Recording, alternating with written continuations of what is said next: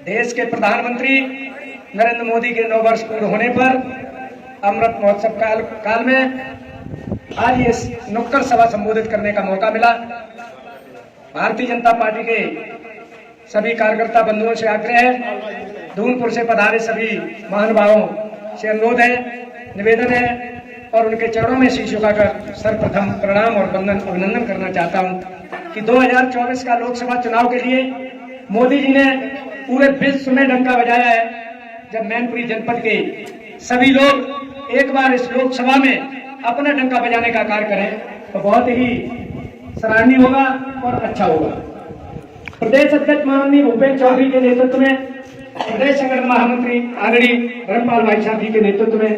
ये 9 वर्ष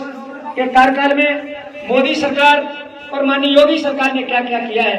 इसके लिए गांव-गांव जाना पड़ रहा है। सभी कार्यकर्ता पूरे देश के अंदर लगे हुए और उनकी योजनाओं के बारे में अवगत करा रही है। हमने आपने कभी विचार किया था कि फ्री अनाज गरीबों को दिया जाए?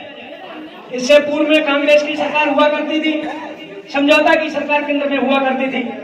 कभी उन लोगों ने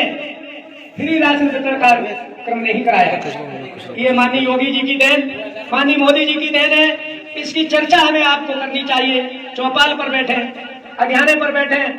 हम कहीं नाई की दुकान पर बैठे हैं, टेलर की दुकान पर बैठे, ये चर्चा करें कि पिछले 70 वर्ष पूर्व में जब कांग्रेस और अन्य पार्टियों की साझा की सरकार थी, आज माननीय मोदी जी की सरकार और प्रदेश में माननीय योगी जी की सरकार है, कितना अंतर है, इसकी चर्चा अवश्य करें। मोदी जी के नेतृत्व में उन गरीब कल्याणकारी योजनाएं जो पूरे देश में लागू की गई हैं, जनधन योजना के माध्यम से बैंक में खाता खुलाने का यदि किसी ने काम किया तो वो भारतीय जनता पार्टी देश के प्रधानमंत्री नरेंद्र मोदी जी ने किया। आज इसकी चर्चा करने की आवश्यकता है। 2024 का चुनाव बिल्कुल पास में है, इसलिए उत्तर प्रदेश के मुख्यमंत्री माननीय योगी आदित्यनाथ जी ने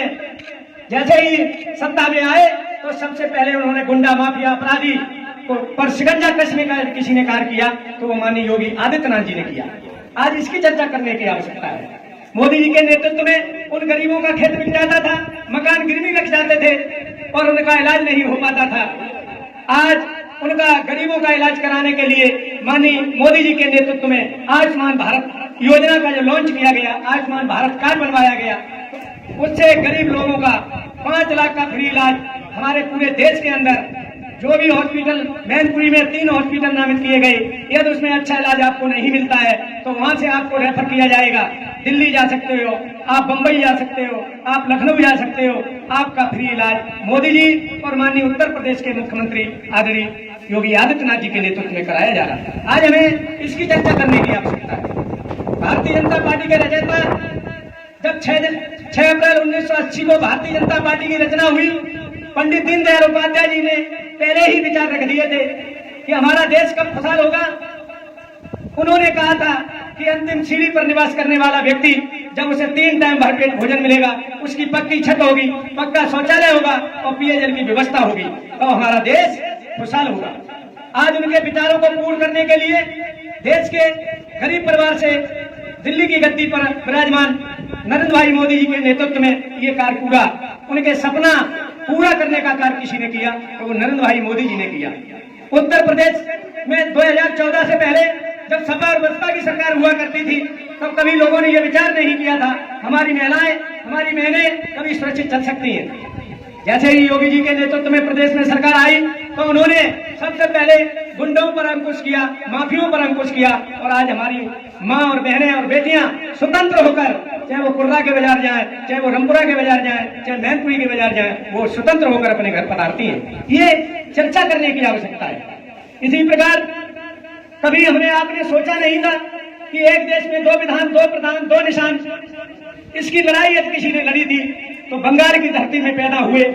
डॉक्टर श्यामा प्रसाद मुखर्जी, जिनका अभी 23 जून को बलिदान दिवस के रूप में मनाया जाएगा। हमारा सभी लोगों से अनुरोध है कि आप सब लोग अपने अपने गांव में पंडित मुखर्जी का बलिदान दिवस बहुत भव्य और दिव्य रूप से मनाएं, जिससे भारतीय जनता पार्टी के महापुरुष पंडित दीनदयाल उपाध्याय और श्यामा प्रसाद मुखर्जी, जिनकी आज अर्घ पूरे देश में नहीं दुनिया में डंका बजाने का काम मोदी जी कर रही है। मैं आप लोगों से इतना ही अनुरोध करना चाहता हूं कि 2024 के चुनाव में माननीय मोदी जी के हाथों को मजबूत यदि मैनपुरी लोकसभा के क्षेत्र के सभी मतदाता बंधु करें तो मैनपुरी उस दिल्ली की महापंचायत में अपना नाम दर्ज करा सके और हमारे कार्यकर्ता बंधुओं को भी बड़ा तसल्ली होगी कि मैंने मैनपुरी आजादी के बाद प्रथम बार जिताया है। इसलिए हमारे उन्नाव से पधारे कुलदीप चौहान जी जो हमारे लोकसभा के विस्तारक हैं, इनके नेतृत्व में पूरे हर विधानसभा में हर पंचायत में भाजपा की हक जगाने के लिए हमारे जैसे कार्यकर्ता और आप जैसे कार्यकर्ता जा रहे हैं और मोदी और योगी की नीतियों को बता रहे हैं। हमें आज चर्चा करने की जरूरत है।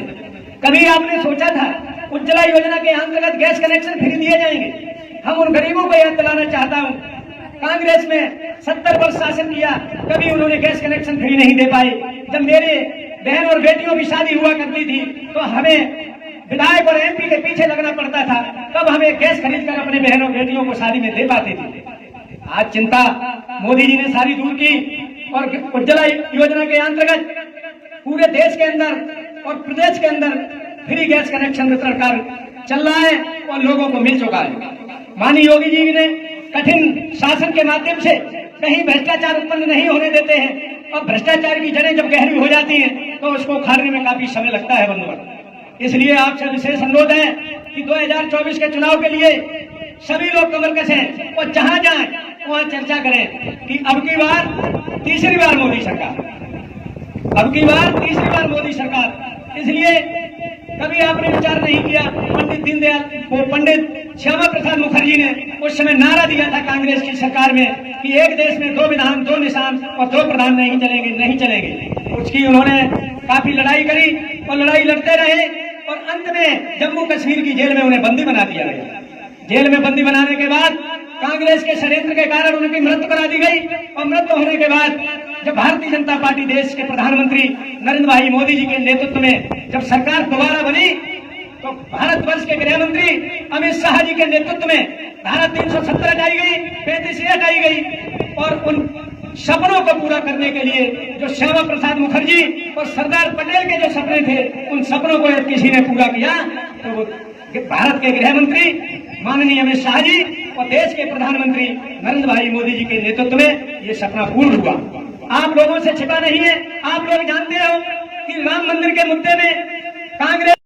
सपा ने कितनी लड़ाई लड़ी, कितने हमारे कार्यसेवक मारे गए और आज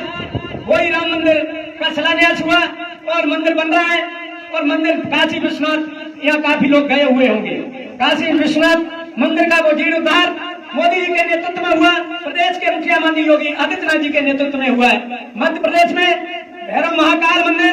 माननीय शिवराज सिंह चौहान